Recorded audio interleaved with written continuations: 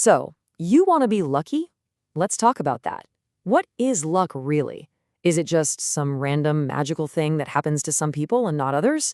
Or, and here's the big idea, is it something you can actually control? Maybe even command? We're going to explore this really radical idea that you don't find fortune, you forge it. And I'm going to break down the blueprint for you. All right, to kick things off, we're going to go way back, more than 500 years, to this pretty wild quote from Machiavelli. And look, I know the language is intense, right? It's from 1513. So setting aside how aggressive that sounds to us now, let's look at what he's actually saying. His point is, believe it or not, super modern. He's basically yelling at us not to be passive. For him, fortune is all about being bold, about grabbing life and shaping your own destiny. And that really brings us to the whole point of this. Forget all that stuff about four-leaf clovers or lucky charms. The best, most practical way to think about luck is this simple equation. It's just preparation meeting opportunity. That's it. Two things. And the crazy part, you actually have a ton of control over both of them. Okay, so let's dive into that first part, that whole grabbing fortune thing that Machiavelli was talking about.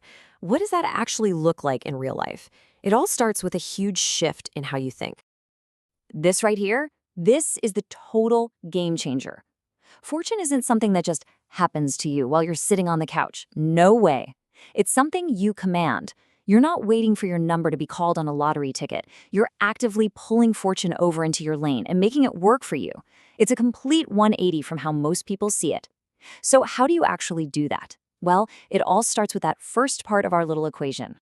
Right, let's get into the preparation principle. This is the first and, honestly, maybe the most important part of the entire luck equation. This is all the behind-the-scenes stuff, the groundwork, the long hours nobody sees. It's the foundation that every single lucky break is built on.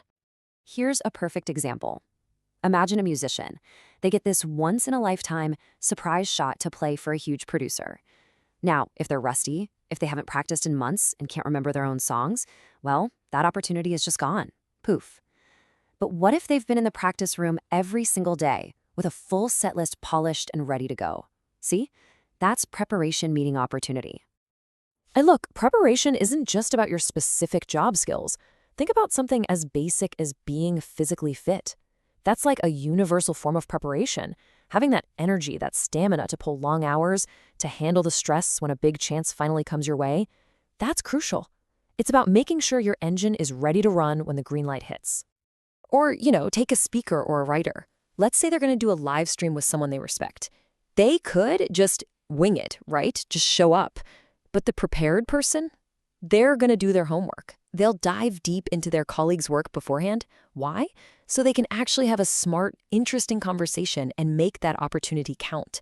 It's all about doing the work before the spotlight ever hits you. Okay, but let's be real.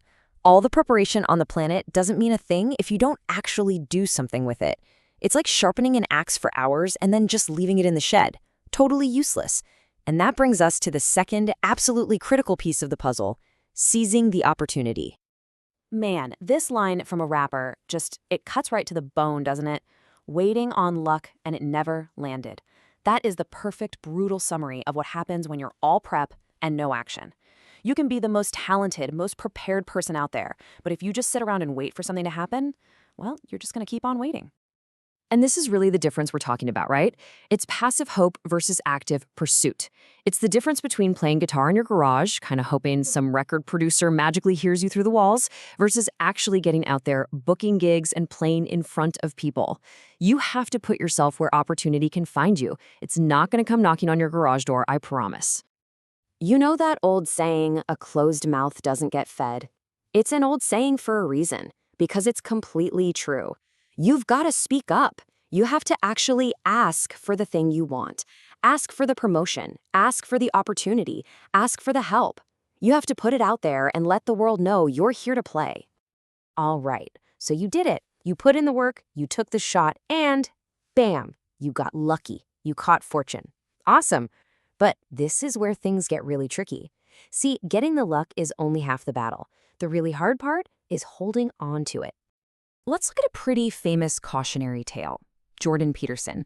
Here's a guy who was an academic for decades, and then, pretty late in his career, he just explodes with global fame. It was massive opportunity, right? But with it came this unbelievable pressure. We're talking world tours, bestseller books, nonstop media. Fortune showed up, all right, and it demanded absolutely everything he had. And that incredible pressure, the constant demand of his new life, it really took a serious toll. It led to some really severe health problems and a dependency on medication that kind of spiraled out of control. It ended up damaging his health and his reputation.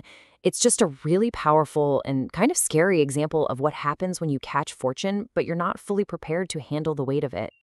I mean, that's the ultimate nightmare scenario, isn't it?